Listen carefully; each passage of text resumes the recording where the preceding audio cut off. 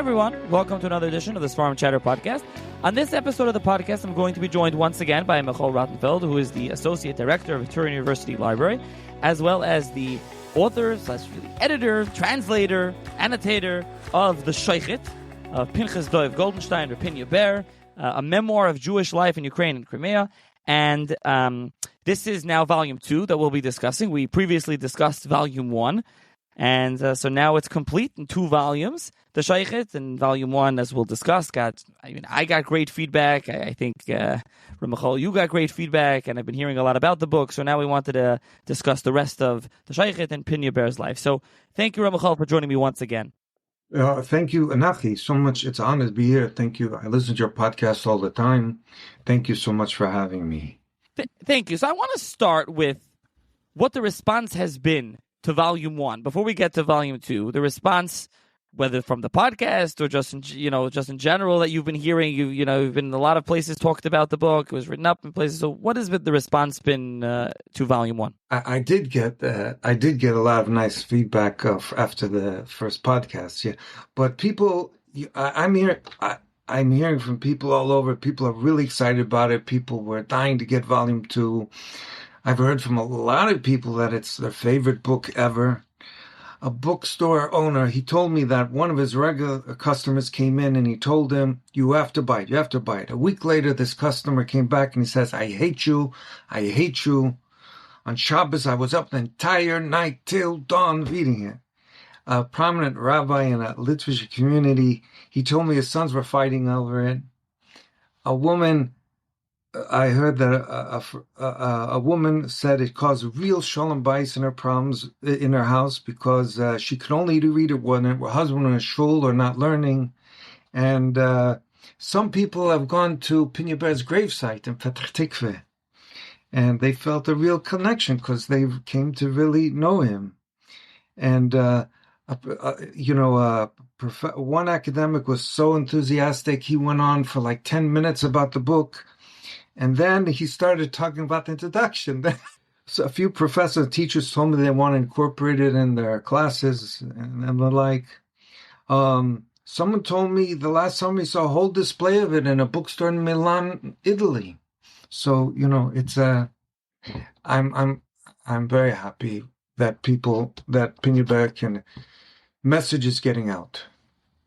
Yeah, there's a display in Lakewood in this farm store, so it's been around, and obviously online, and so I've heard from many people that have been reading it and enjoying it. And memoirs in general, autobiography is a fascinating, real glimpse into a world, and this one especially, as we discussed in Volume 1, Pinya Ber writes vividly, and he really gives you a glimpse into a world that was, and first-hand account. So, what do you find inspiring now that it's finished? And we discussed some of this last time, but right. It's finished. It's complete. Pinya Ber, what do you find inspiring about the books, and what did you find inspiring about this work? You mentioned your lengthy introduction to Volume 1, but also all this work that you did, translating and annotating, and everything that went into it. Well, first of all, this book fills a real niche. At a time in an era when most Jews in Eastern Europe were Orthodox, most were poor. Pinya Ber is virtually the only autobiography written by someone who was frum and poor. Also, he's the only one who discusses daily life in such granular detail. So one really gets a feeling about how it is. People are shocked how different life was compared to how they imagined it. And secondly, it's perhaps even firstly, his betochen and his trust in God, it's palpable. His belief in hashgacha pratis, divine providence, he's certainly not found in other books of that period, or very few. After all, the whole reason he wrote his book was for his straying children. Several of his children strayed, and he felt that he could prove that there's a God from giving the instance of divine providence in his life. I don't know any other such 19th century autobiography sees such a tremendous level of betochen, and it gives one insight into like earlier time, how people talked, how people believed. So like, for example, we'll get to it, but he goes to this wealthy former Meshumid, Goldenshteyn, who threw him out of his house. So Pinkhes-Dov says, I'm going to go again. I'm going to go. He wanted to makarev this year, and he wanted to raise some money. So he writes, it wouldn't be, he says, it wouldn't be easy to convince such a sinful person to return to righteousness and merit this great mitzvah. He wanted him to contribute to a mikveh. So I had to accept any difficulties this matter with love, and I prayed to God that he should not allow Goldenshteyn's sins to prevent him from performing the mitzvah in its entirety. I don't know. To me, that's very refreshing. So, like, for example, when he was going to buy, and we'll get to this later, parchment to write his own Sefer Torah, he says, only through tremendous self-sacrifice did I obtain the parchment. I then understood that one who performs a mitzvah with self-sacrifice helped by God, and then divine providence causes everything to be as he hoped for, and even better than he hoped for. I love it. I love it.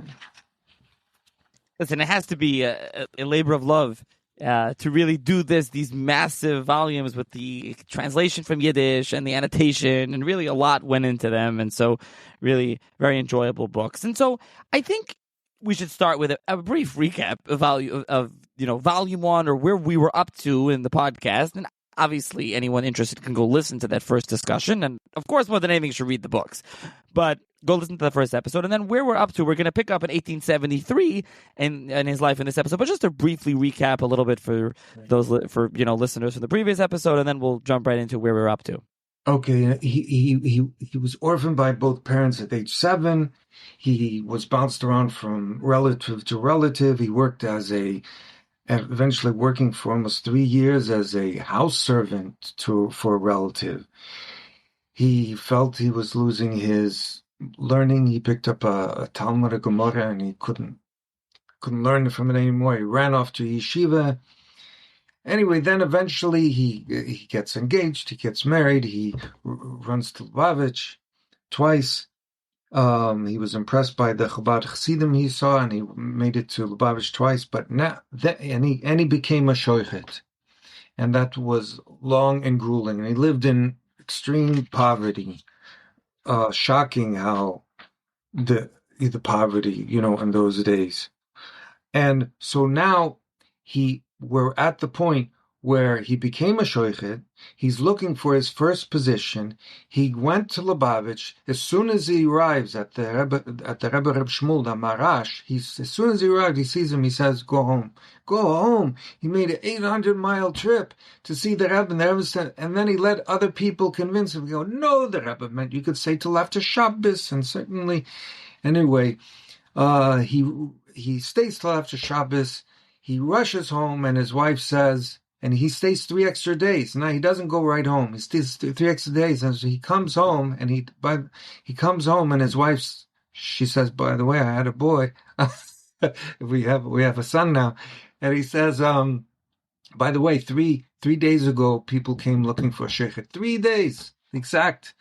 If he had come back when the Rebbe told him to, he might have gotten that position. But the position was filled. But through some clever maneuvers of him, he got that position, the former position of the shochet who filled that position. So then he says, soon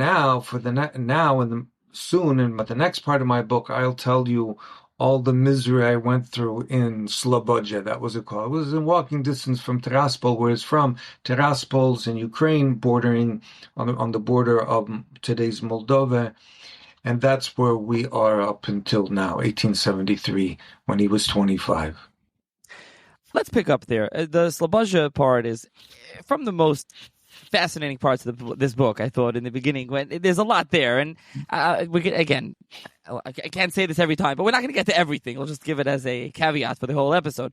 But starting there, where Pinkhes-Dov is in Slobodja, and he talks about, first of all, explaining what a shochet does. And I think this is worth that you should explain. You kind of get the real feel of what a shochet meant in those days and what went into that job. And then the politics behind that. People today know about kashrus and echsherim, meshchitis, politics, but the politics then was just on another level, and the stories that went on there. So we'll start like what he relays, what his daily life as a shochet was, and then the politics. Okay, he definitely goes through with a lot of the detail in his whole schedule as being a shochet, arriving early in the morning. And I'm not going to remember all the details, but sharpening his knives and shachting and then treberen, removing the forbidden fats, and then later selling the forbidden fats. Busy a whole day, and then and selling the meat, and then you have the kosher meat tax, which is on each animal shechted and each piece of meat that is sold. And, the amount of labor is just, he can't handle it all. His wife has to come part of the day and mind the butcher shop, where they sold the meat. And besides that, with all that, he didn't earn a living and he had to do other things. We'll get to that. And so you talked about the politics. Well, unfortunately, Shochet was often in Tsarist Russia and other places at the center of communal politics. And in Tsarist Russia, in those years, it was even worse because you had the kosher meat tax. So whenever you have money involved, greedy hands are trying to get a hold of it. And it becomes, here I'm thinking of Bakhchisarai, but here in Slobodja, I'm jumping ahead. But here in Slobodja, it wasn't so much about the kosher meat tax. That wasn't the issue. Okay, we're going to skip that and come back to that in the Crimea. But here you had two opposing, in this small village, 30 families. Without a rabbi, right? All the villages he was a shochet at had no rabbi. They can't afford a rabbi and a shochet, so they just have a shochet. That shows you the importance of. Now we don't know ashachtim, but then everyone came in contact with the shochet on a very regular basis, much more than even if there was a rav. So you have two communal leaders. One's a Tolner Chassid, and the other's a Savraner Chassid. He's really not so much. His wife is more of a Savraner Chassid than he is, but she, pushes it along. And so each wants him to become a Tolner Chassid, a Savraner Chassid, and as if that matters to the quality of being a shochet, but it's a power play. And he's caught in the center. So there's no shul, there's only a minyan in this house and in this house, and he alternates. But everybody's frustrated, and everybody's trying to connive him and put pressure on him to become their type of chassid. And then the Tolner ones, they try to remove him. There's Lashon Hara going around. They're being Moitei Shemra. They're saying he's terrible, his shchit is bad, etc. And then he decides to, fix the issue or outsmart it, and he's going to go to the Tolner Rebbe. He's not a Tolner Chassid. They force him. They force him. Right, they force it. Okay, right. So the Tolner, he's forced to go. The other Rebbe, he goes to another Rebbe on the way. Also, that's his idea to outsmart them. But let's talk about. So he goes to the two. Right. Yeah. So Leib Yoels, who's the big Tolner Chassid, the big Lamdin scholarly Jew there.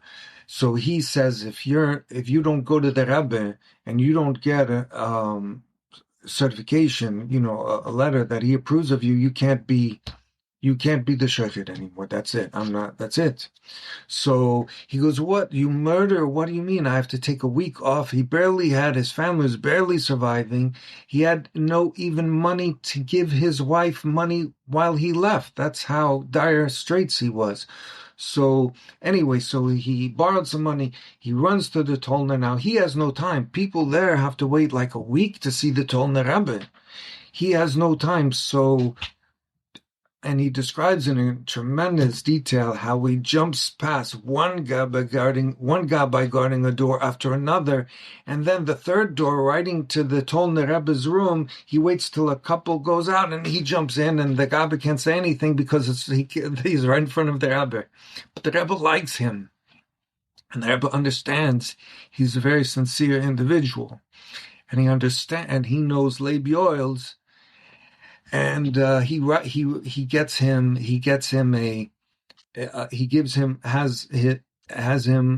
his writer, his Sofer, write a very laudatory letter that even a Rebbe could eat from Pinkhes-Dov Shochet.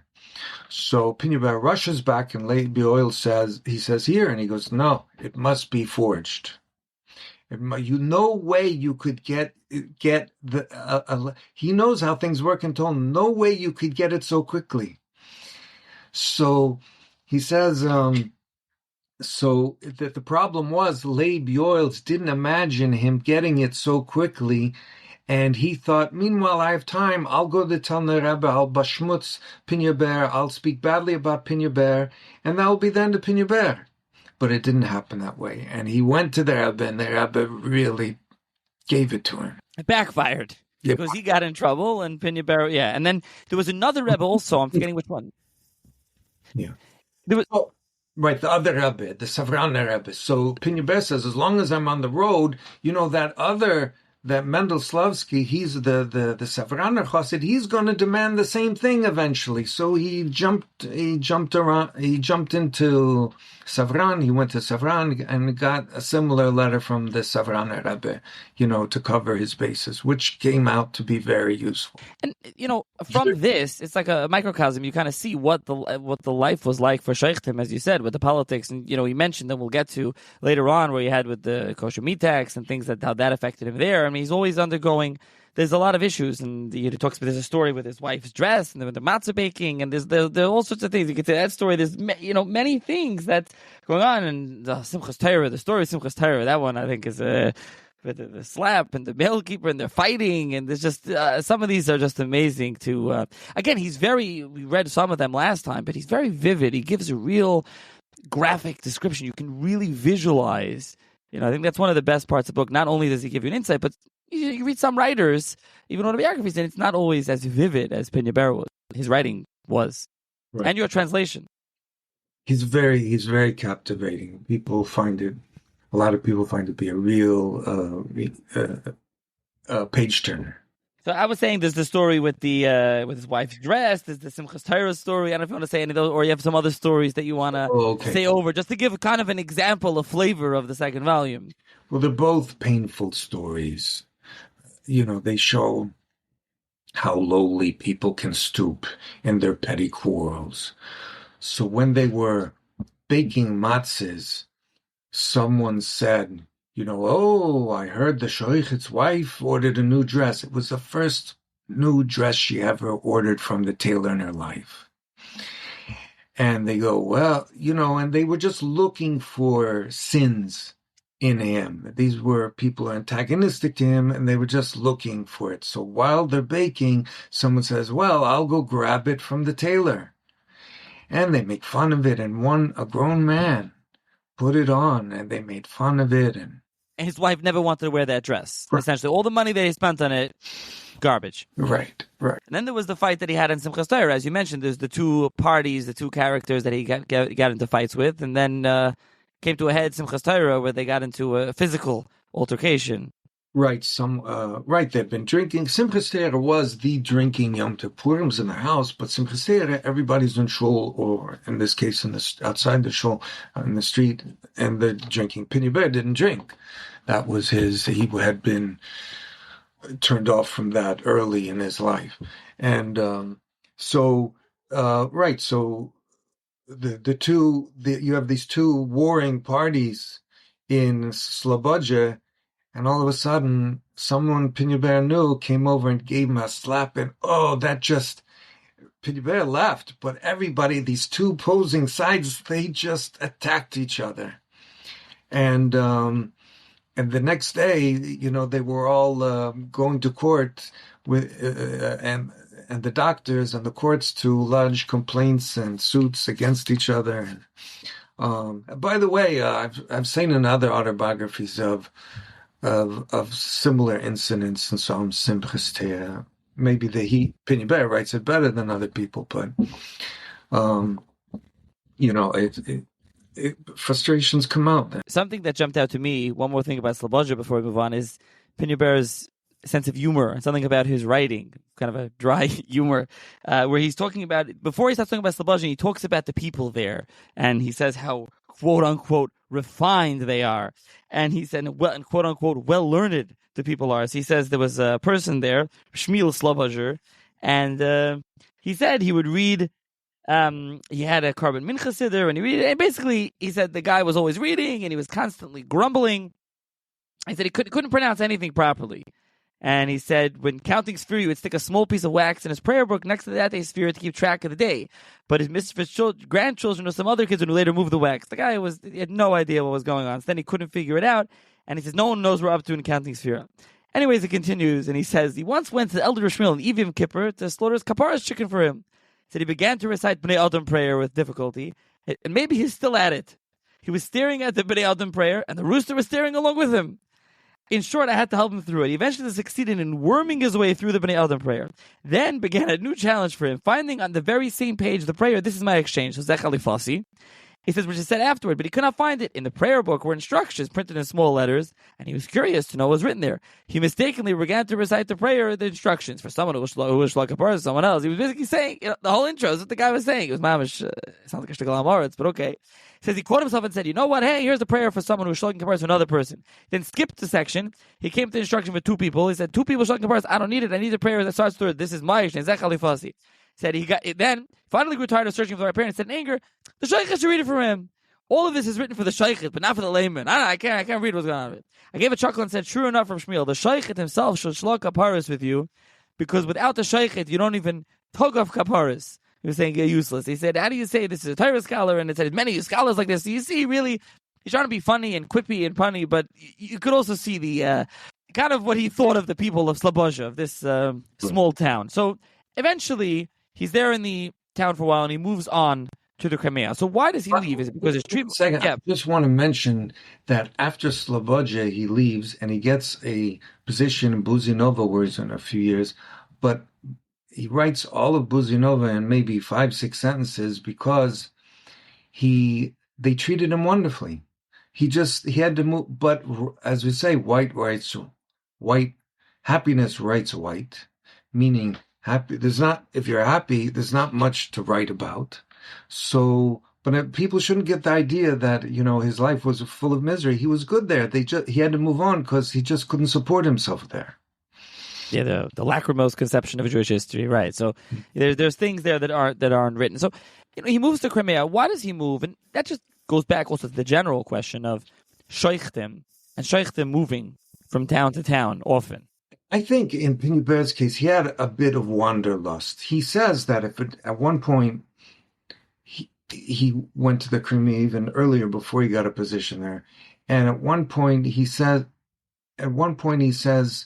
well, if I can't get this position in the Crimea, I'll go to Kafkaz, the Caucasus. So he had a bit of wanderlust. He didn't have to go to the Crimea. Maybe he was looking for a change. He didn't like the rivaling Hasidic groups, but what he found in the Crimea was worse. And there's no Hasidic rabbis they're going to listen to, and it was like the frontier of the Crimea in those years. It's the Wild West. People lawless. So anyway, in running to sort of find a better way, he dug himself a little further in the hole, but he stayed there. So you mentioned before the kosher meat tax. I think we should mention here, what was the kosher meat tax? Just explain what it was before, how it affected Pinkhes-Dov. The kosher meat tax was a government tax, and it was supposed to, a large part of it, I'm not an expert on a kosher meat tax, it's complicated, but it was supposed to, part of it, support certain Jewish institutions. Now, in Bakhchisarai, in the Crimea, where Pinkhes-Dov was, it wasn't a real kosher meat tax, as he writes, because instead of collecting on every cut of meat and every shechita and going to the government, this municipality gave the rights to collect the tax to the highest bidder. So it was sort of outsourced. But it was so... Anyway, so the community leaders kept wanting to take 2 rubles from Pinkhes-Dov's salary, meager salary, every week, how often he was paid, and for their brother-in-law who was a ne'er-do-well. And Pinkhes-Dov couldn't tolerate it. He couldn't live like that. But after 15 years of struggle, he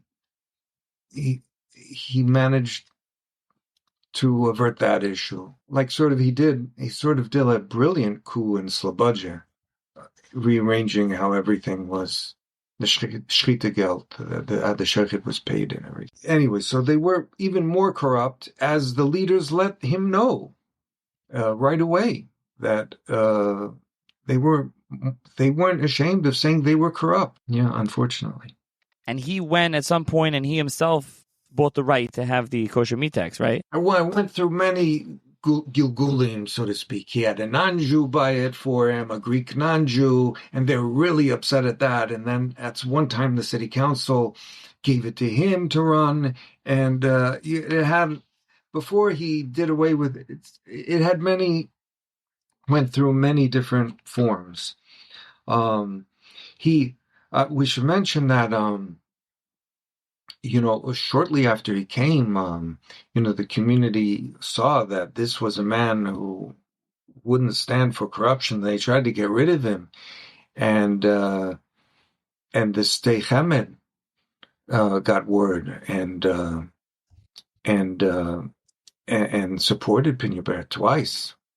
And I found in the archives in Cincinnati Hebrew Union College the original letter from the Stei Chemed and defending him. So this is like important outside corroboration that Pinkhes-Dov's version is true.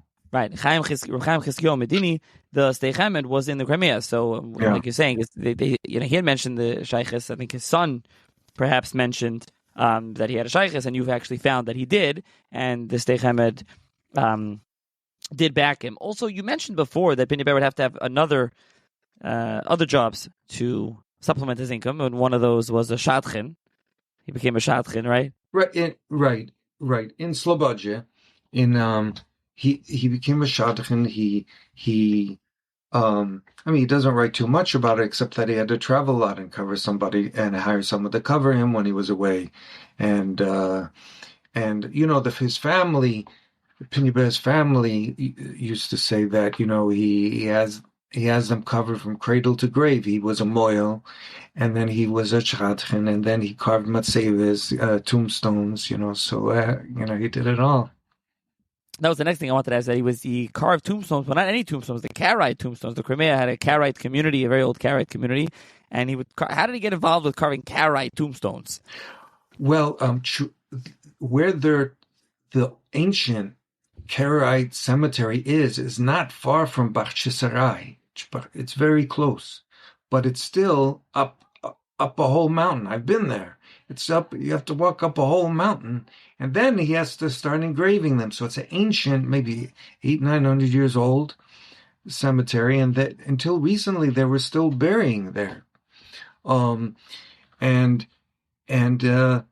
He writes that's some of the hardest work he ever did, engraving tombstone. So at some point, when he's there, he also gets threatened to be expelled from Tsarist Russia. This is another, I think, ploy by his enemies or detractors to get rid of him. Right. So he, due to a whole series of circumstances, he lived in Russia as a Romanian citizen. He was not from Romania, but it was a way to be registered, easily be registered.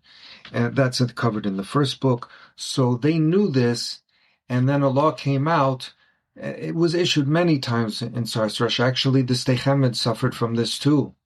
A threat from expulsion for all those who were not citizens. And his enemies in Bakhchisarai, meaning those who were corrupt and didn't like that he was, wouldn't stand for it, they were thrilled. But he through a connection, he found a very rare Russian nobleman who worked for the government, who wanted to help him. Now, today, it's hard to imagine. This is not uncommon. But then it was very uncommon. like the whole system was so anti-Semitic. To find a sympathetic ear was very hard. And this man did great favors for him and saved him from expulsion. Um, but he told him he had to get certain documents. He says you have to get a birth certificate. You have to find out where your father was registered. He didn't know where his father was from, so he had to go back to Tiraspol, where he's from, and then it's a whole saga. And he goes through the whole thing. He gives you all granular details. As he says, I know the reader will be interested, right? He always says that. And he gives it all to you. It's fascinating to see. Again, you get this really, vivid description of firsthand account. He just says it, every detail. In some stories it's great, in some it's too much. Like, okay, I'll skim this line, skim that. I don't need to read about this. Every little minute detail involved. I mean, there's some detail. There's a story where he has a fight with a nobleman. That's great. The nobleman, the carriage turns over and he's the fight. And then he grabs him, and Pinkhes-Dov puts him into a chokehold on the floor, and the guy's screaming at him. Now I'll touch a nobleman, a Jew, and they're fighting. And he's like, you really see. And then Pinkhes-Dov says to him, Pinkhes-Dov was like holding him in a hold, and every time the nobleman would try to get out, he'd squeeze him. So he said he was shaking back and forth like boy kala in Lechodedi. Pinkhes-Dov has a good sense of humor, which keeps the story going. Yeah, it really moves the story along and it adds flavor to the story. But also you see throughout, he really stood up for himself. He didn't take nonsense. So if he felt he was wronged, he would get into a fight. There was plenty of physical fights throughout this book with people that got into fights with him, or he got into fights with them. Like, he wouldn't, some people just, okay, you move along. He was not like that. Right. You could tell that was not his personality. He didn't back down. He was always ready for a fight, and he was always very principled. And he had the height, the physical height. He was well over 6 feet tall, to carry out his intentions. And he was physical laborer, so you imagine he was built. He was well muscled. So then we get to raising children and his wife's death. This is something that I don't know how much we spoke about. I don't recall offhand in the last episode how much we discussed his children. I probably didn't discuss it much at all because he didn't have children at that time. So let's talk about children, how many children, their names, their ages, their upbringing. Like, what was that like? This is something that he discusses throughout the book. Right, and it's really one of the only 19th century autobiographies discusses raising from children. So he had 13 children over a 26 period with his first wife. And 7 survived to adulthood. It was very common, such outcomes. And so among his surviving children, from the youngest to oldest was a 16-year gap. So we should go through his children. So Yisrael, his oldest, he became a shochet like his father. He was in a bigger city in the Crimea, Feodosia, and he came out the latest, 1935. His children came out of Russia in the Soviet Union in the 20s, and they were able to get him out of a lot of maneuvering, and he came to France. And his is the family that suffered in the Holocaust, meaning he had one son who stayed in the Soviet Union. He lost his wife and daughter while he was in the Red Army.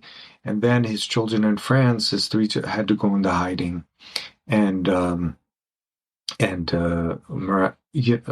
sometimes it was, they were hiding. And good Frenchmen helped them. Sometimes, one time they had to spend the whole night in hiding in the 3-foot high snow, or maybe it was taller. But they did survive. And then you have his daughter Nechama. So Yisrael and Nechama's 2 oldest children stayed Shomer Shabbos. And she suffered in the Russian Civil War.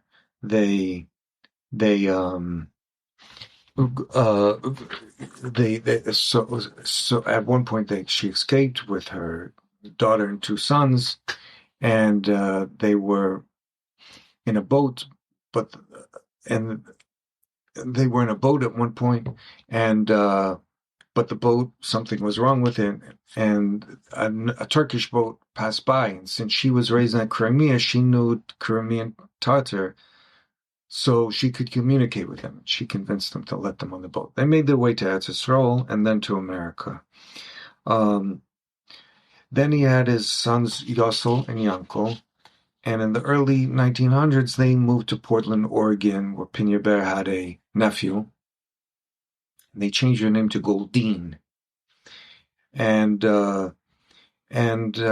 they became relatively successful furniture salesmen, shops, I should say, and then they moved. They both spent time. One moved to California. One did business many years in California. Then Raphael, his third surviving son. By the two sons he sent away to yeshivas were Yisrael and Raphael. So Yisrael, at one point, I think he was 9 years away from his family. Crimea, there were no yeshivas, and he had to send them back to Tiraspol in that area where he was from. And but Raphael he sent to first to Uman, if I'm not mistaken, yeshiva there, and then to the Mir, I think so. But then he got sick, and he no longer became religious. He went to Portland, but then somehow he got influenced by some Reform rabbis there, and he went to study in the Reform Rabbinical School in Cincinnati. He became a Reform rabbi. And he was in perhaps a dozen different communities, none longer than a year or two. And he died young.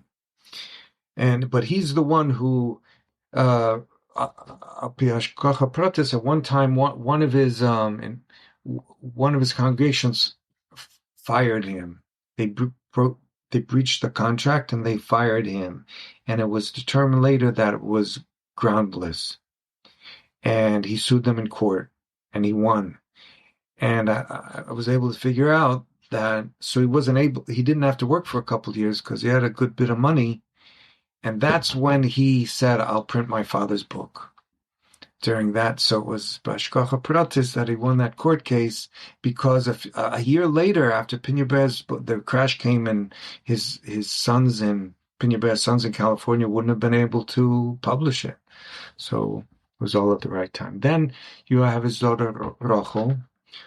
Rachel was headstrong and brilliant, so they say, and she first studied law in Paris, but then she had a non-Jewish boyfriend, got pregnant, and his parents refused to let him marry her. So she raised her son Boris in Paris, and later she married a non-Jew.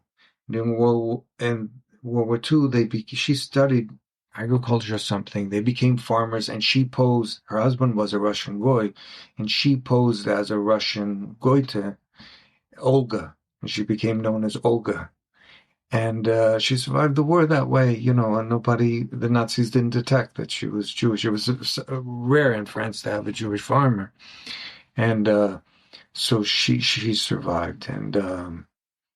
And then the last child survived, Shloime. Shloime became a pharmacist, and he in Russia, and his wife was a dentist, and eventually they made their way out of the Soviet Union, and they settled in Petah Tikva, and they lived with Pinkhes-Dov, and he was a real comfort to his father, and he and his children. I located his daughters, who remember their grandfather well, this years ago, and they were able to tell me a lot about their grandfather and the extended family. It's amazing how diverse these families were, just all over, all different types, all over the world. Unfortunately, some not religious, some were religious, went to yeshiva, didn't go to yeshiva, went here. You had a Reform rabbi, a pharmacist in Israel, farmers in France. I mean, this family's all over the place.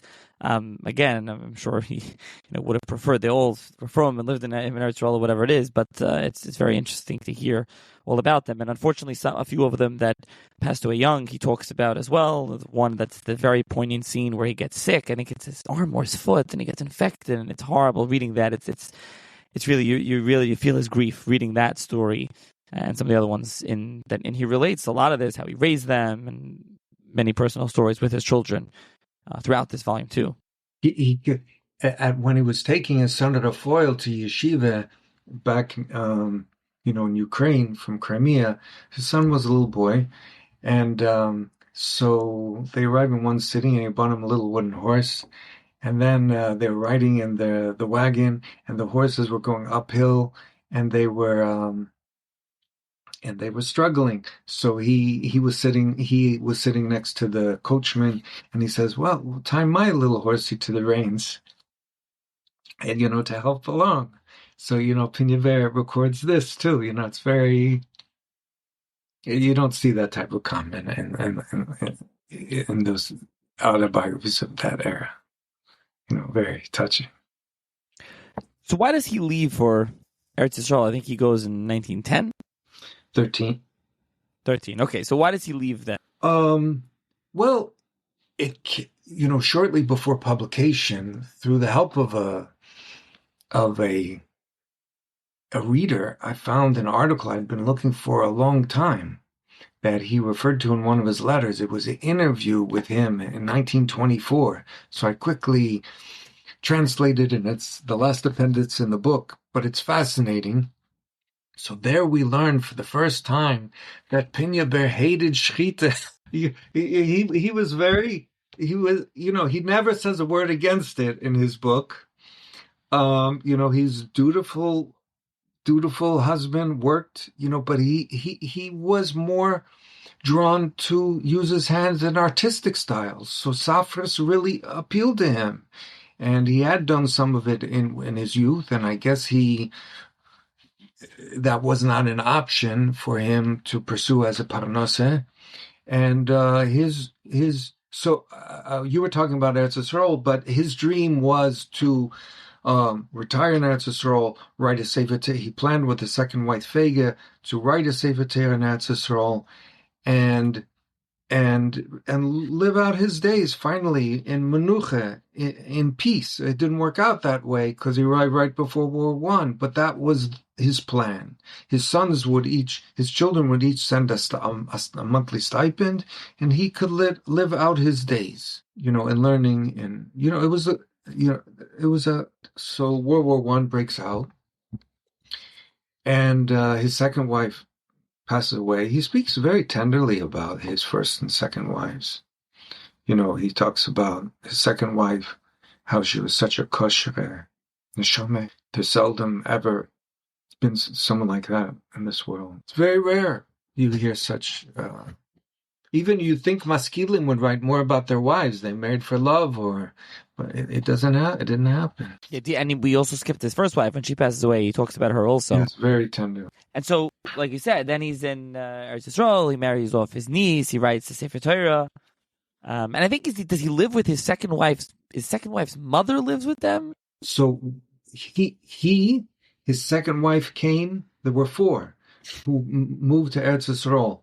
His second wife's stepmother, and his first wife's niece. So nobody's related by blood to anybody, but you have this group, and they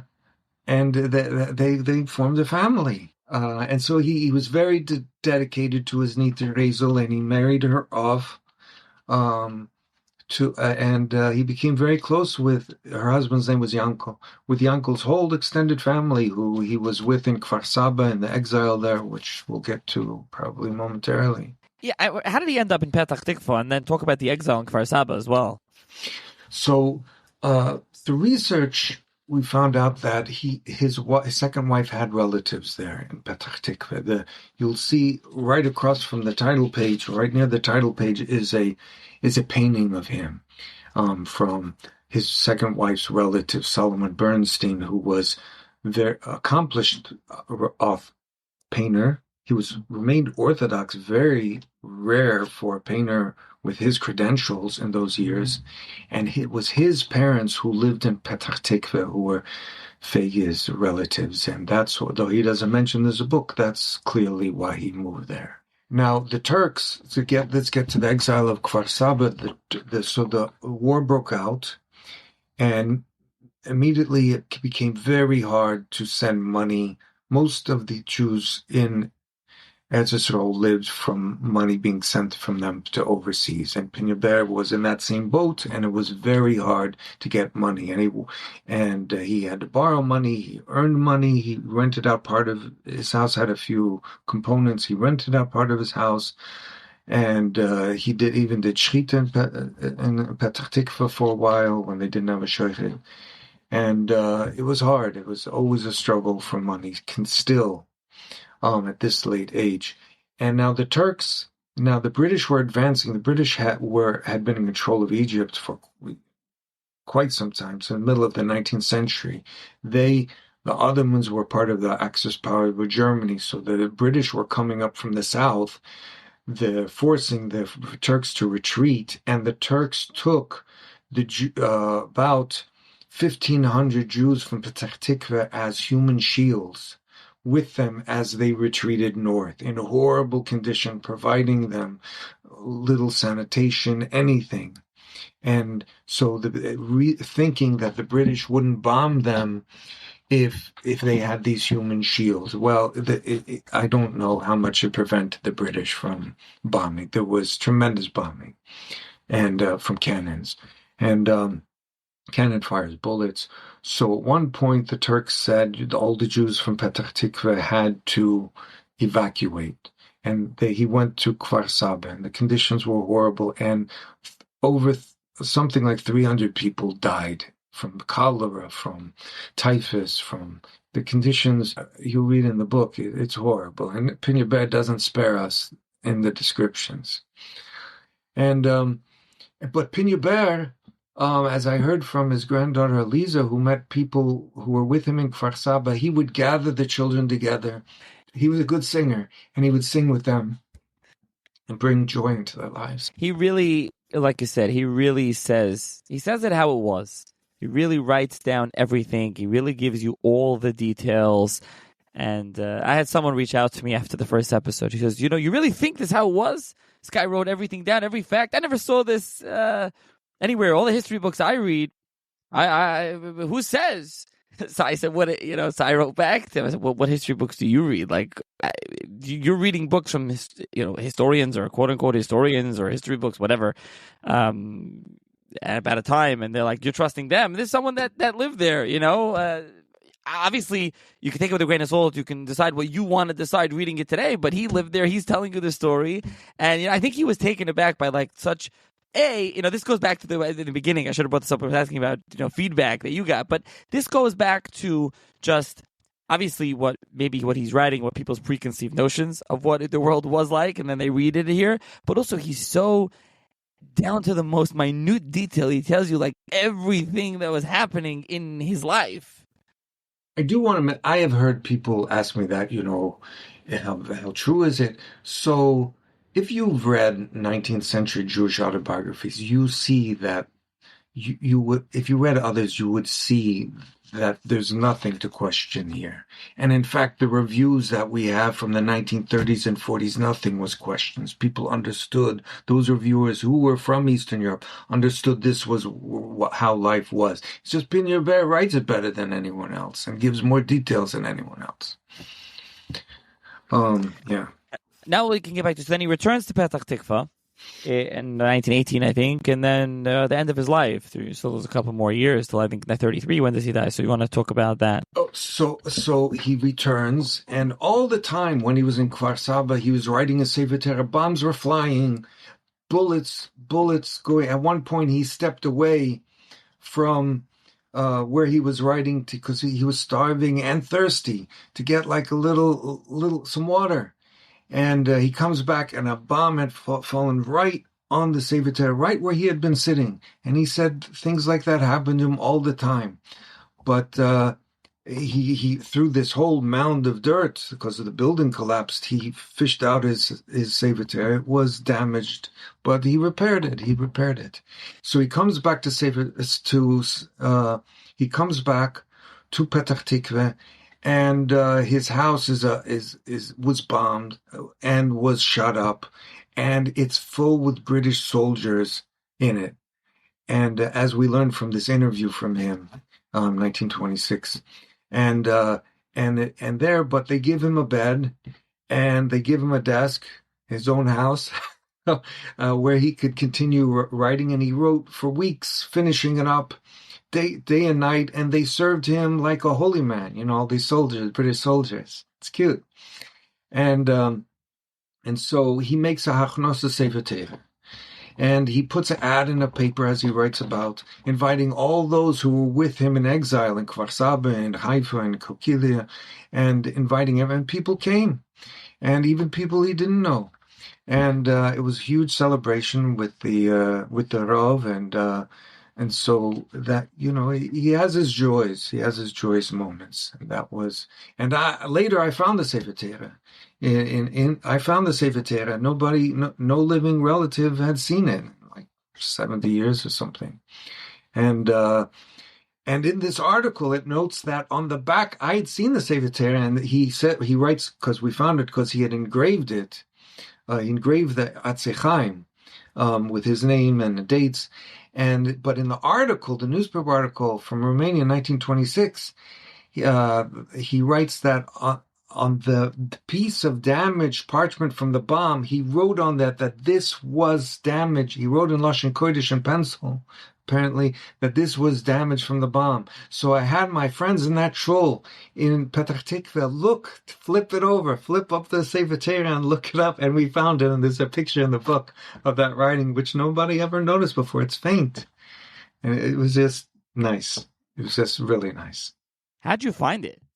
Oh, so I went to the shul where he davened, and I spoke to someone there, Shmuel Friedman. He helped me a lot. I spoke to I met people there. And he says, "I've never seen anything like that." I go, "Well, are you willing? Would you take out the Sefer Torahs so we can examine them?" He goes, "Sure." So, by the way, I've done this before. I was looking for a Sefer Torah, and the Gaboim wouldn't let me take out the Sefer Torahs on another shul. Anyway, so we went through each one, nothing. We took off the mental and nothing. And then I go, "What are those scrolls on the side?" He goes, "Oh, those are old Sefer Torahs that we don't think they're kosher, so they're so old." So we take out another, and the seventh one, the last one, that was it. So we had it computer checked. It came out brilliantly, and they fixed up certain things, And now they use it all the time because it's big. The Balkoya likes it because it's big, and they use it constantly. Amazing, really amazing that you found that and that they're using it. It's big? Does it have a heavy Atzei Chaim? It has the original Atzei Chaim, or they swapped out the Atzei Chaim? No. He knew how to carve wood. And those Atzei Chaim aren't going anywhere. He did the whole thing. So not only the Ksiva Atzei Chaim, he did everything. He didn't carve Atzei Chaim. I guess he ordered them and carved them on top. Yeah. Right, but he did that. We really put it all together. Yeah. What in Petach Tikva, we had his second wife. He carved the tombstone of his second wife, her stepmother, and he had a granddaughter who passed away there too. So we have his Matseva work in Petach Tikva. Amazing. And let's talk about that end of his life. You talk about people going to his kever. Where's he buried? And he's buried in the Skula cemetery in Petach Tikva. Actually, he's buried catty corner to my own great grandmother. My father's born in Petach Tikva. Did you know this before you started the project? No, I didn't know that. No, I knew my father's born in Petach Tikva. I didn't know there was any connection.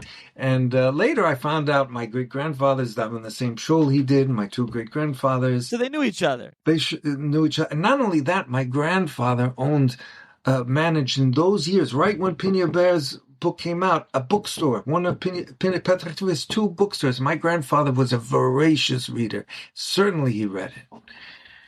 And he sold it, I'm sure. It's always amazing when you hear there's a family connection and there's a real connection. It wasn't just like something you picked up and you got interested in and you started to translate it and publish. Not only that, so when I first went, I'd spoken to Pinya Bear's granddaughter, who I found, Aliza, and then I agreed to do the translation for some American relatives. So they sent me to Eretz Yisrael to do research. So I go to meet Aliza, and I knock on her door, and who opens the door?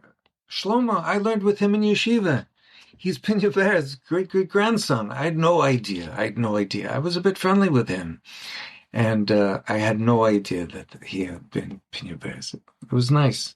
Very nice. So you really, and as you said, you spoke to the grandchildren, and you mentioned some of that in the book. We mentioned this in the last episode. I think we mentioned the last episode, maybe not, but it's mentioned in the book. And then there are some appendices where Appendix A, you will go through the relatives. Appendix B, you translate some letter and documents. You have letters of the Stei Chemed, which you added here. You have his Hebrew ethical will, which you discussed. You have some pictures all over the book and some other things. So, Wait, so you want to mention the appendices. Right, so you get here in the Shochet,